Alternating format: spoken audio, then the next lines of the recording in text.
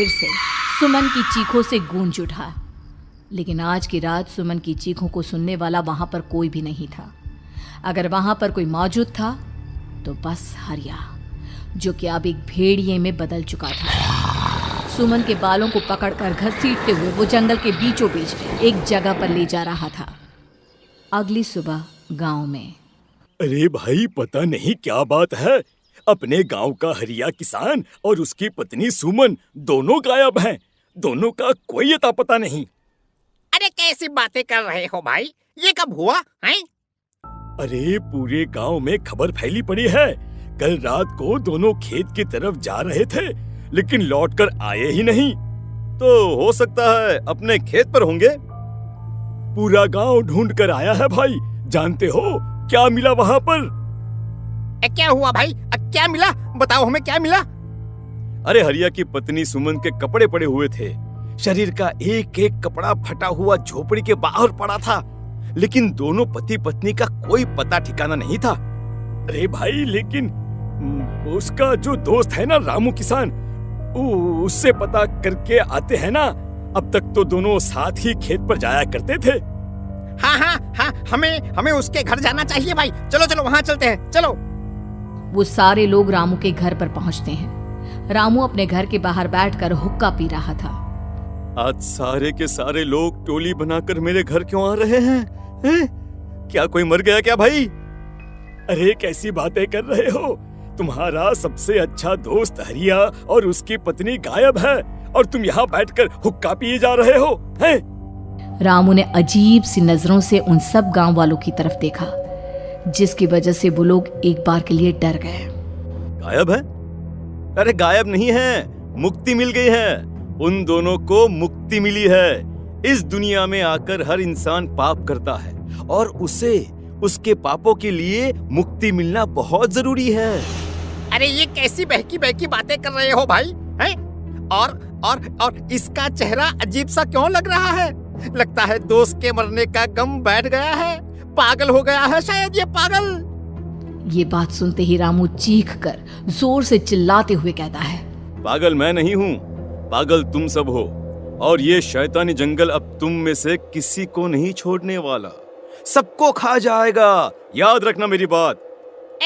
शैतानी जंगल? कैसा शैतानी जंगल? लगता है रामू पागल हो चुका है। हमें यहाँ से चलना चाहिए भाई। चलो चलो चलो। तभी रामू की पत्नी बाहर आती है। नहीं, आप लोग इनकी बात का बुरा मत मानिए। 2 दिन पहले हरिया के साथ खेत पर गए थे। जब से वहाँ से आए हैं तब से ऐसी ही बातें कर रहे हैं। भगवान जाने ऐसा क्या देख लिया उन्होंने, खेत में कुछ भी बड़बड़ाते रहते हैं। लेकिन गांव के लोगों ने कमला की कोई बात नहीं सुनी और वो सब वहां से चले गए। रात अब धीरे धीरे ढलने लगी थी। तभी अचानक किसी ने धीमी सी आवाज में रामू को पुकारा। रामू, आ जाओ, मैं तुम्हारा इंतजार कर रहा हूँ। और सुनो, अपनी पत्नी को साथ लेकर आना, नहीं तो काम अधूरा रह जाएगा। ये आवाज सुनते ही रामू के चेहरे पर शैतानी मुस्कुराहट आ जाती है।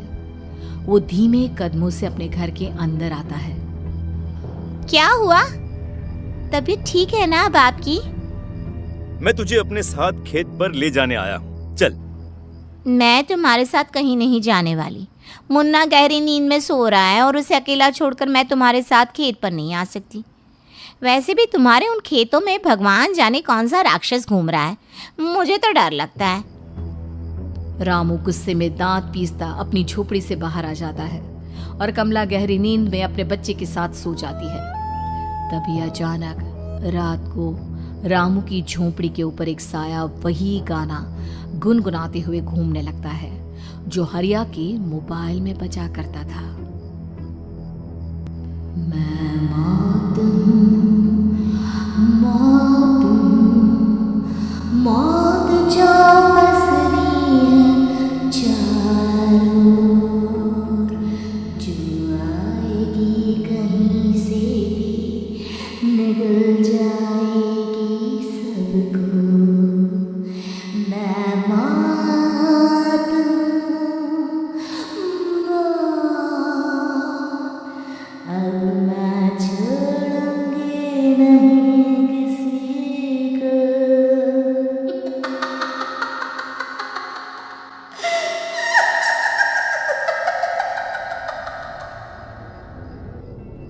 ये आवाज सुनकर रामू की पत्नी कमला की आंख खुलती है और वो देखती है कि उसका मुन्ना अपनी जगह से गायब था। कमला चीखते हुए बाहर दौड़ कर आती है। वहां पर उसने देखा कि रामू ने अपने बच्चे को झोपड़ी के बाहर एक पेड़ से उल्टा लटकाया हुआ था और उसका बच्चा चीख चीख कर रो रहा था। वहीं दूसरी तरफ एक साया बच्चे के ठीक नीचे आग जलाकर उसके चारों तरफ हैवानों की तरफ नाच रहा था। छोड़ दो मेरे बच्चे को। अरे क्या कर रहे हो तुम? शर्म नहीं आती तुम्हें अपने ही बच्चे को इस तरह मौत के हवाले करते हुए? अपना बच्चा? किसने कहा ये मेरा बच्चा है? अरे ये तो उस रामू की औलाद है, इस गांव के किसान रामू की, और मेरी दुश्मनी इस गांव के हर इंसान के साथ है। क्या? कैसी बात कर रहे हो तुम? और ये औरत कौन है? ये मेरे बच्चे को खा जाएगी। तभी अचानक से उस साया ने एक बेहद खतरनाक दिखने वाली औरत का रूप ले लिया और उसकी आंखों से आग निकल रही थी। सही पहचाना तूने, मैं तेरे बच्चे को खा जाऊंगी। अगर तू अपनी इस हैवान पति रामू के साथ जंगल नहीं आई तो मैं तेरे बच्चे को खा जाऊंगी। लेकिन क्यों? आखिर क्या चाहती हो तुम मुझसे? मुझे जंगल क्यों ले जाना चाहती हो? औरत बुरी तरह से ठहाके मार मार कर जोर जोर से हंसने लगी और साथ में रामू भी। ये तो तुझे वहां चलने के बाद ही पता चलेगा ना। अगर तू नहीं आई तो थोड़ी देर में तेरा ये बच्चा आग में जलकर मर जाएगा। चल जल्दी। नहीं, मेरे बच्चे को छोड़ दो। तुम जहाँ कहोगे मैं तुम्हारे साथ चलने के लिए तैयार हूँ। और उसके बाद उस बच्चे को झोपड़ी में लिटाकर आगे आगे वो साया चल रहा था और उसके पीछे पीछे रामू अपनी पत्नी के बाल पकड़कर उसे घसीटते हुए जंगल की तरफ ले गया। जंगल में जाने के बाद, कितनी खूबसूरत हो तुम। आज की रात बस तुम और मैं एक दूसरे के साथ रहेंगे। मुझे तुमसे बहुत डर लग रहा है। तुम्हें क्या हो गया है? तुम तो बिल्कुल ठीक थे। वो होगा जो हमारे बीच होना चाहिए। तो आओ अपने आप को मेरे हवाले कर दो। कमला ने डर की वजह से अपनी दोनों आंखें कसकर बंद कर ली थी। रामू ने बुरी तरह से चीख कर कमला से कहा, आंखें खोलो अपनी और मेरी तरफ देखो। कमला ने जैसे ही अपनी आंखें खोली उसने देखा कि रामू एक खतरनाक खूनी हैवान में बदल चुका था। कौन हो तुम? जाने दो मुझे। क्या चाहते हो मुझसे? वही जो एक आदमी एक औरत से चाहता है। मैं तुम्हारा पति रामू नहीं, बल्कि इस जंगल का एक भेड़िया हूँ, और आज की रात तुम्हारे खून से अपनी प्यास बुझा जाऊं। और उसके बाद वो जंगल कमला की दर्दनाक चीखों से गूंज उठा। अगली सुबह कमला के कपड़े भी जंगल में उसी तरह पाए गए जैसे कि सुमन के पाए गए थे। इस घटना के बाद पूरे गांव में दहशत का माहौल था। अपने माँ बाप की मौत और गांव में हो रहे इस तरह की घटनाओं की खबर सुनकर किशन शहर से गांव लौट आया था। अपने माँ बाप की बेदर्द मौत की वजह से वो बहुत परेशान था। तभी अचानक उसे अपने घर में खाट के नीचे पड़ा हुआ वो मोबाइल फोन मिला जो उसने अपने पापा हरिया को गिफ्ट किया था। अरे कितने प्यार से पापा के लिए मोबाइल फोन लेकर आया था। इसे एक दिन भी काम में नहीं ले पाए। और आखिर कौन है जो गांव में इस तरह की हत्याएं कर रहा है? क्या है इन सब के पीछे? क्या है? मुझे पता करना ही होगा, वरना एक दिन पूरा का पूरा गांव खाली हो जाएगा। इस गांव में एक भी जिंदा इंसान नहीं बचेगा। गांव के लोगों की मदद करने के इरादे से किशन अपने गांव से दूर एक दूसरे गांव में बहुत बड़े तांत्रिक के पास मिलने के लिए गया। तांत्रिक बाबा, अब आप ही कुछ उपाय बता सकते हैं। भगवान जाने हमारे गांव को किसकी नजर लग गई है। नजर नहीं लगी है, किसी ने तुम्हारे गांव को बद्दुआ दी है। किसी सताई हुई आत्मा का प्रकोप है और अब वो पूरे गांव में किसी को नहीं छोड़ेगी जब तक उसकी आत्मा को शांति नहीं मिल जाती। अरे लेकिन ऐसा कौन है बाबा? किसकी आत्मा है और कैसे मिलेगी उसे शांति? मौत है मौत, कहीं से भी आएगी और सबको निगल जाएगी।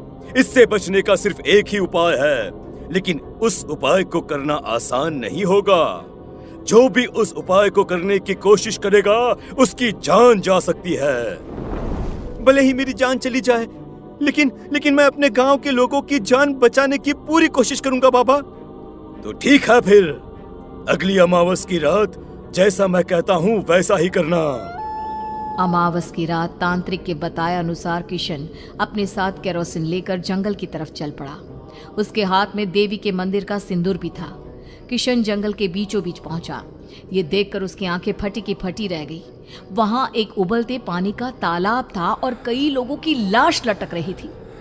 किशन के माँ बाप की लाश भी वहीं थी। माँ, बापू, क्या हो गया? ये क्या हो गया? तभी वहां पर एक औरत और आदमी आते हैं। उन्हें देखकर किशन चौंक जाता है। गोपाल काका, आपकी तो 5 साल पहले मौत हो गई थी। और निर्मला काकी, आप? मौत तो हो गई थी, लेकिन तुम ये नहीं जानते कि हमारी मौत कैसे हुई थी। क्या कहना चाहते हैं आप? कुछ नहीं, बस ये जान लो कि अब इस गांव में कोई जिंदा नहीं बचेगा। लेकिन क्यों काकी? क्योंकि 5 साल पहले इन गांव वालों ने मुझे डायन बताकर पत्थर मार मार के मार डाला। मेरी कोई गलती नहीं थी। गांव का एक बच्चा क्या लापता हुआ, सारा इल्जाम मेरी पत्नी पे डाल दिया। और जब मैंने निर्मला की जान बचाने की कोशिश की तो मुझे भी मार डाला। आपके साथ ये बहुत गलत हुआ काकी, लेकिन आप जो कर रहे हैं वो भी सही नहीं है ना? तुम यहाँ से चले जाओ, वरना तुम भी नहीं बचोगे। हमारी आत्मा पिछले 5 साल से मुक्ति के लिए भटक रही है। चले जाओ यहाँ से। मौका देखकर किशन सिंदूर उन दोनों के ऊपर डाल देता है। उनका शरीर जलने लगता है और वो भयानक तरीके से चिल्लाने लगते हैं। अगले ही पल किशन उनके ऊपर केरोसिन डाल देता है और वो दोनों जल जाते हैं। किशन अपने माँ बाप और दूसरी लाशों का अंतिम संस्कार करवाता है और अपने घर लौट आता है। लेकिन वो अभी भी इस बात से अनजान है कि मोबाइल अभी भी बज रहा था। मैं मौत हूँ, मौत